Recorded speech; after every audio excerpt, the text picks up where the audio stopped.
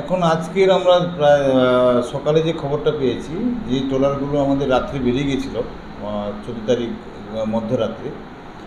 তো তারা অলরেডি একদিনে ফিশিং করে প্রায় কেউ 1 টন, কেউ 1.5 টন, কেউ 2 টন পর্যন্ত ইলিশ পেয়েছে। এরা যে সমস্ত ট্রলারে পেয়েছে তা না, একটা জোন আছে যেখানে দেখা যাচ্ছে ইলিশটা যেখানেই ছিল হয়তো ওই ট্রলারগুলো সেখানেই মাছটা পেয়েছে। তো এখনও পর্যন্ত আমাদের কাছে যা খবর আছে, আমাদের বিভিন্ন ল্যান্ডিং সেন্টারে যে ট্রলারগুলো ভিড়েছে তাতে প্রায় 25 থেকে 30 টনের মতো ইলিশ আমাদের ল্যান্ড করেছে। তো যা ওয়েদার আমরা দেখতে পাচ্ছি তাতে প্রায় যদি এরকম ভালো থাকে তাহলে কিন্তু কন্টিনিউ কিন্তু এই মাছটা আসতে থাকবে। আগামী দিন, পরশু দিন, তারপরের দিন এ করে কিন্তু একটা ভালো সংখ্যক ইলিশ আশা করা যায় যদি ওয়েদার ভালো থাকে। তো বিগত দিনে কিন্তু ভালো মাছ পাইনি, প্লাস আমাদের আবহাওয়াটা খুব অনুকূলে এবং মানে আগাম যে বর্ষাটা, মৌসুমি বায়ুটা প্রভাবটা আগে থেকে পড়েছে।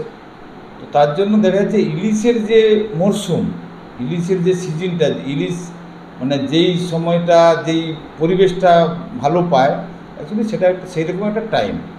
তো যার জন্য কিন্তু মাছটা সমুদ্রে ভালোই এসছে। তো আশা করি চাহিদা অনুযায়ী মাছের যোগানটা তো মার্কেটের তো প্রথম তো সিজন, মানে অ্যাকচুয়ালি তো এ তো আশা করা যায় না যে হঠাৎ করে এইভাবে মাছটা হয়ে যাবে। তো যেভাবে মাছ এসছে তাতে কিন্তু চাহিদা মানে মিটবে এবং দাম যেটা আসবে বলে দিই, দামটা কিন্তু প্রথমে যে ট্রলারগুলো আজকে যে ট্রলারগুলো মাছ নিয়ে আসবে তারা কিন্তু মাছের দামটা ভালো পাবে এবং সাধারণ মানুষের ক্ষেত্রে হয়তো একটু কেনার, সাধারণ মানুষের ক্ষেত্রে কেনার একটু কষ্টদায়ক হবে।